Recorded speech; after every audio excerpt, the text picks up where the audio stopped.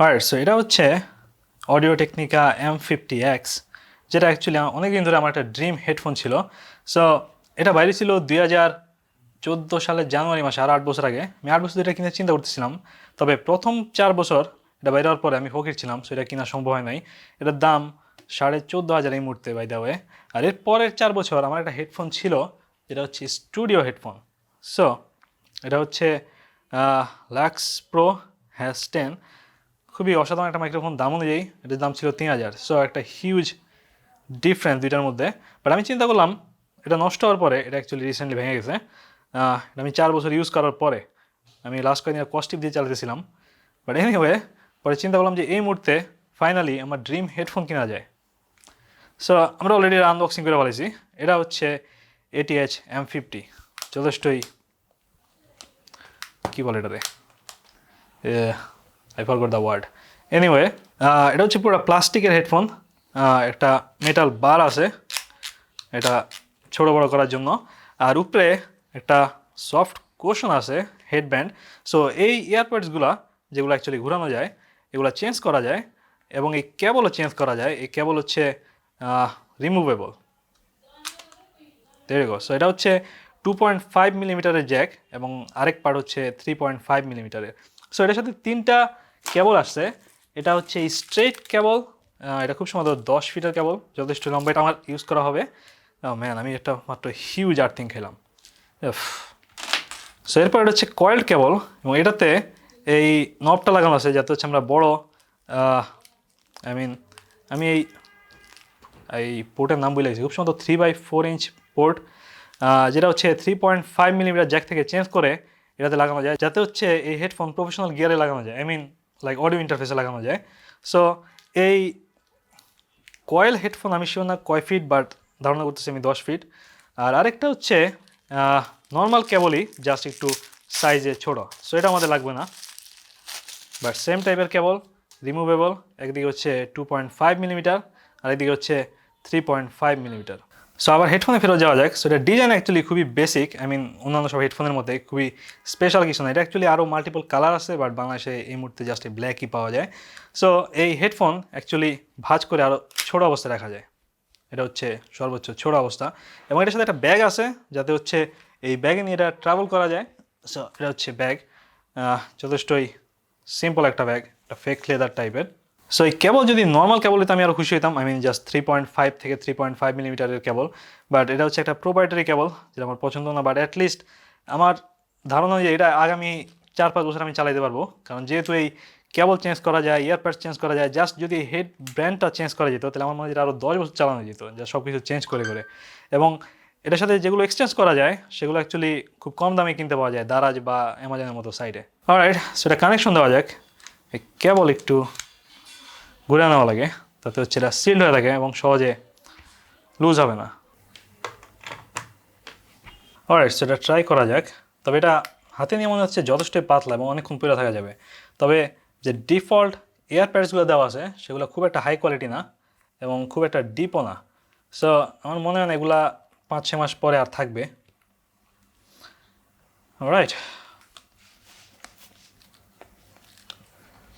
Wow, এগুলো হচ্ছে actually কী বলে, পুরাপুরি সিল্ড আমার কানের সাথে, এবং আমি প্রায় বাইরের কিছুই শুনতে পারতেছি না।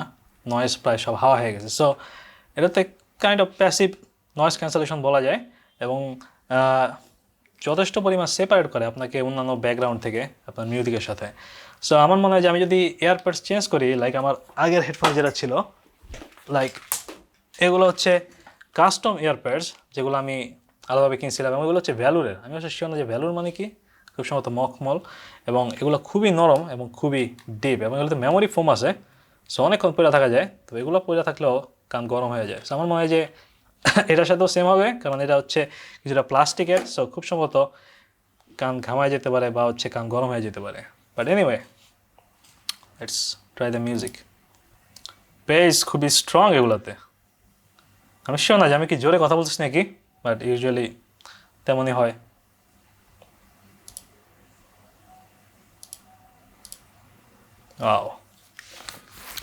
সাউন্ড কোয়ালিটি প্রথমে যেটা বলবো, যেটা বেস খুবই স্ট্রং, একেবারে কানে বাড়ি মারে আর কি।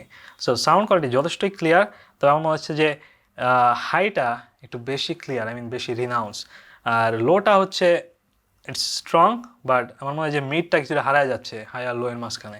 বাট এনিওয়ে সাউন্ড কোয়ালিটি যথেষ্টই ইমপ্রেসিভ বলা যায়। তবে আমার আগের হেডফোনের তুলনায়, যেটার দাম ছিল 3000-এর মতো, এবং এটার তুলনায় এটা হচ্ছে প্রায় কত 4 গুণের বেশি দাম। সো আমি যেরকম ডিফারেন্স আশা করছিলাম, ডিফারেন্স অ্যাকচুয়ালি খুব বেশি না।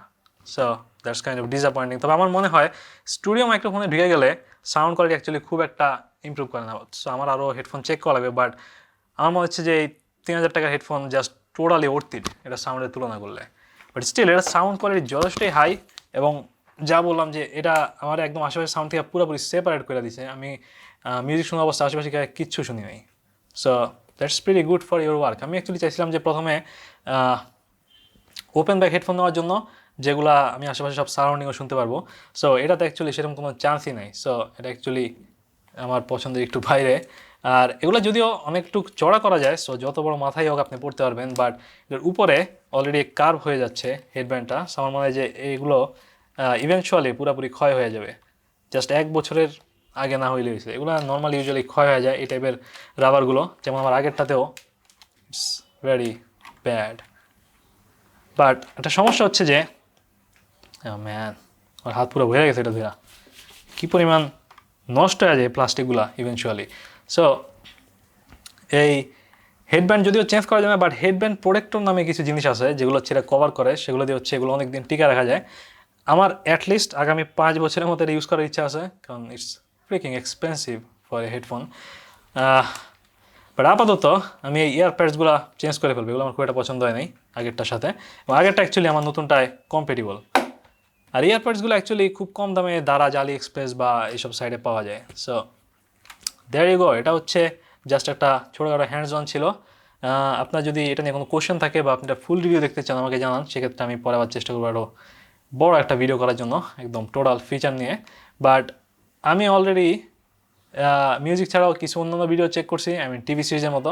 Sound quality is freaking good on that. মিউজিকের চেয়েও জাস্ট ছবিতে সাউন্ড কোয়ালিটি যথেষ্টই হাই, এবং আমি ভলিউম মাত্র 50% রাখছি, তাতে এগুলো যথেষ্টই লাউড। আমার মনে হয় না আর ভলিউমের দরকার আছে, যদিও এগুলো চালাইতে মোটামুটি পাওয়ারফুল ডিভাইস লাগে। সো আমার মনে হয় যে আপনি মোবাইলে এগুলো চালালে খুব একটা, আমি এটার ফুল পারফরমেন্স পাবেন না, যে কারণে আমার অডিও ইন্টারফেসে চালানো হচ্ছে, এবং অডিও ইন্টারফেস এগুলো পুরোপুরি পাওয়ার দিতে পারে। But that's all. এটা হচ্ছে হ্যান্ডস অন ভিডিও ছিল। দেখা হবে নেক্সট ভিডিওতে। আমাকে আমাদের দিয়ে আরও কিছু মিউজিক শোনা লাগবে।